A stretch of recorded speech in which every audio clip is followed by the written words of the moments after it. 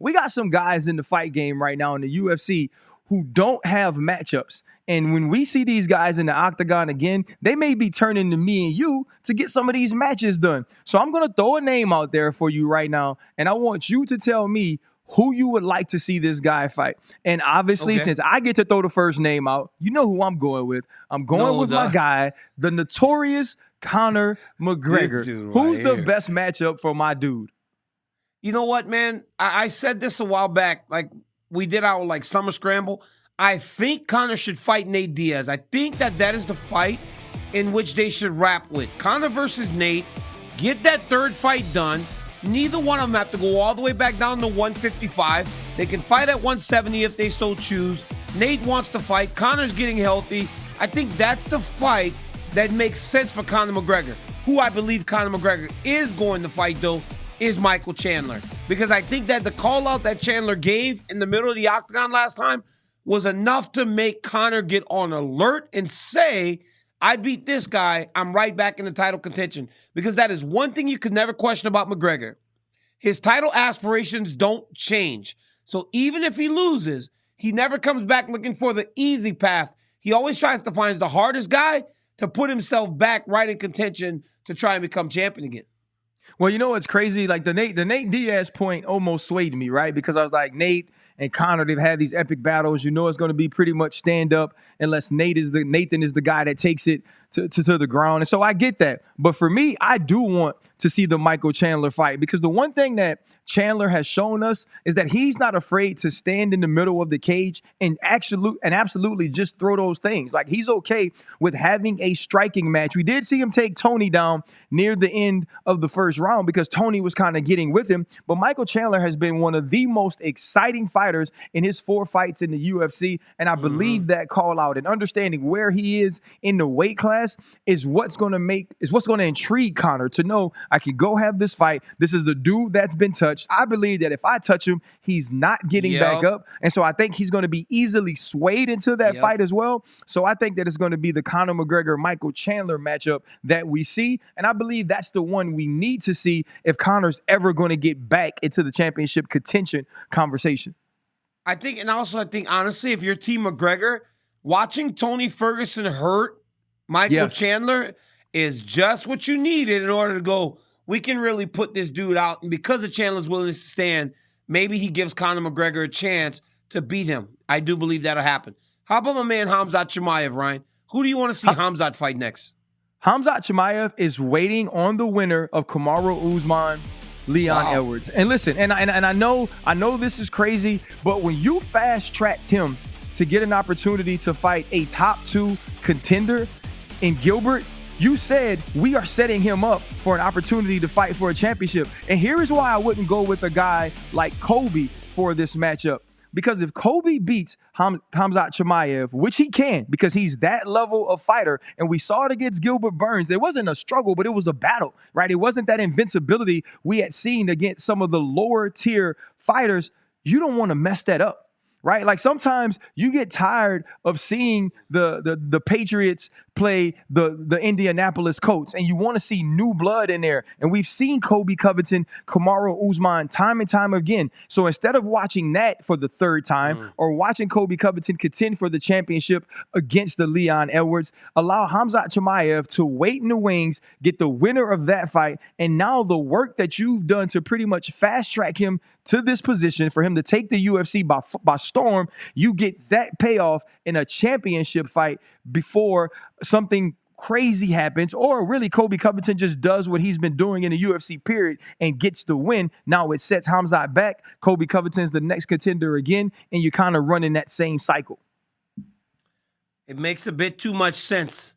I was going to say Kobe Covington, but that makes sense because the reality is Covington beats Khamzat, Kamaru Usman wins. What are you doing? You're looking at the same situation as we have as featherweight, right? Yep. We have the same situation as we have with Holloway and Volkanovski. But I don't think Khamzat waits. I think with that fight card in Abu Dhabi, with the way that things are working out, I think Abu Dhabi's in October. Usman's fighting in August. So Usman will not turn around and fight again in October. So it'll take some time. What I believe Khamzat should do, because the UFC should push this because the UFC needs him and Islam, those guys, to fight in Abu Dhabi. I think you put Khamzat versus Bilal Muhammad. Bilal Muhammad has a style that at times can be a bit less than entertaining. By putting him in there with a guy like Khamzat, it almost guarantees that he has to fight because he won't just take Khamzat down. And when he was forced to fight in the last fight against Vicente Luque, he showed new wrinkles to his game and showed why now Bilal Muhammad is a true contender at welterweight. So I think put him in there with Bilal Muhammad in Abu Dhabi for that region. A guy like Khamzat is massive. Now, I mean, I think that makes sense because you're talking money, right? You're talking the fight that people show up to see. And when you think of Khamzat fighting in Abu Dhabi, and you've been there and I never have, you can see the difference when there's a fighter that they connect to, whether it be religion, whether it be region, as opposed to some of the other fights. So that makes total sense for me. But let's go to a guy like Jorge Masvidal, DC, who now, after losing to Kamaru Usman twice, being knocked out badly against Kamaru Usman in the second fight, and us seeing some of the other things happen at welterweight, is waiting for a fight. But he's an exciting guy. He's a dude that brings money to the table anytime he steps into the octagon. Who should be his next fight? Jorge Masvidal is going to find himself in a position now he's going to be fighting guys that have a little bit less name value than what he has fought before. Just very recently, and I don't know, maybe the producers can whisper this into my ear, he was arguing with somebody online, but he told them that they weren't worthy of the fight because they're not known. I'm not exactly sure who it was, but Masvidal was going back and forth with someone, and I believe that it has to be someone at that level. It's going to be a rising contender, a guy like a Sean Brady, a guy like those types of guys that are on their way up. Maybe a Kevin Holland, right, who is now starting to make some waves at 170 pounds. He's going to have to start fighting guys that are on the way up.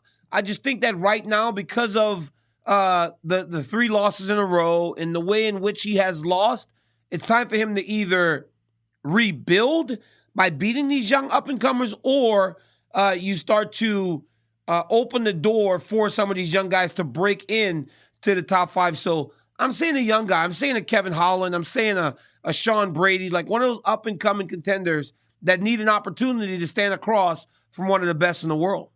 You know what, DC? I think you hit it right on the head with Kevin Holland, and that was going to be my pick. And here's the reason I want it. These are two guys who are highly entertaining, not only on fight night, but leading up to the fight. The type of rhetoric we could get, the trash talk between these two dudes, the excitement inside the octagon.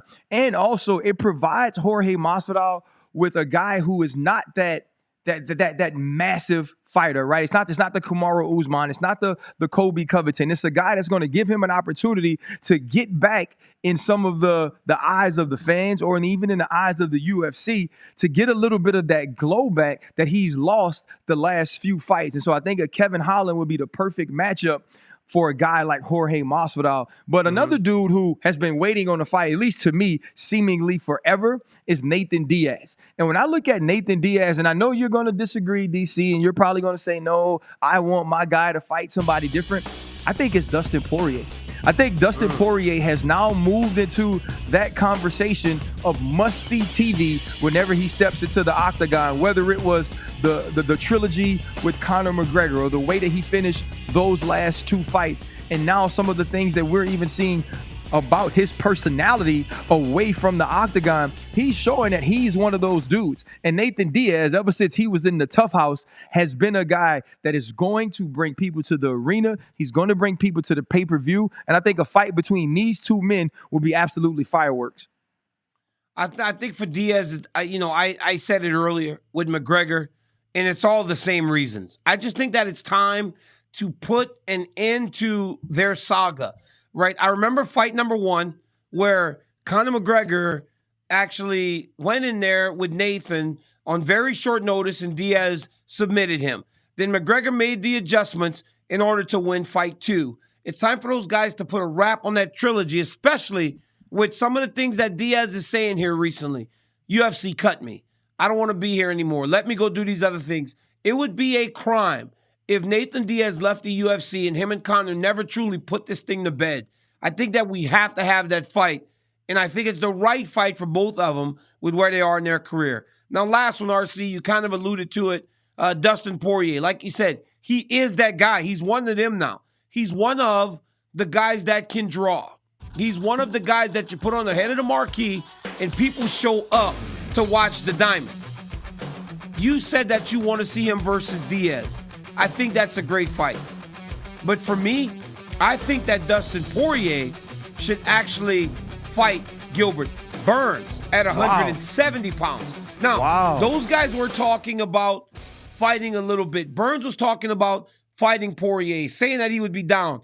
I just think that it's time for Dustin to get another big fight, but also a bit of a refresh from fighting at 155, just because of the way that things are looking right now. He lost the title fight to Khabib. He lost the title fight to Charles Oliveira. So it doesn't seem like any championship fights are in his near future. Go up to 170. Start anew and see if you can build a resume that could potentially earn you a title fight, or pass enough time until a new champion is crowned at 155, and then you go back there with a resume at welterweight that allows for you to kind of cut the line and find yourself fighting for that belt again. You know what's so crazy? And this isn't necessarily the fight I would want for the fighter that I could match Dustin with when I start thinking about 170. And this might be the fandom in me, DC. This might be the guy that maybe doesn't know as much about the matchmaking as you do. But if he's going to go up to 170, and obviously Gilbert Burns is a guy that moved up to that weight class as well, but I think I would love to see him fight Jorge Masvidal as well. When you look at the kind of the stylistic matchup, the fact that it's going to be a striking match, this is a guy in Jorge Masvidal who isn't going to look to take Dustin Poirier down to the ground. That's the type of fight that we could see the striking that has Dana White basically sitting in talking about money. Yeah. Like we back watching Players Club where we're seeing some of the bonuses he's giving out. You're out of your mind. You're out of your mind completely. But the reality is this. I think those guys are teammates at American Top Team. They're very close. So it would be hard for us fun. And I think that's part of it, right? A lot of us fall in love with the fantasy matchups. And in those fantasy matchups, it's teammates.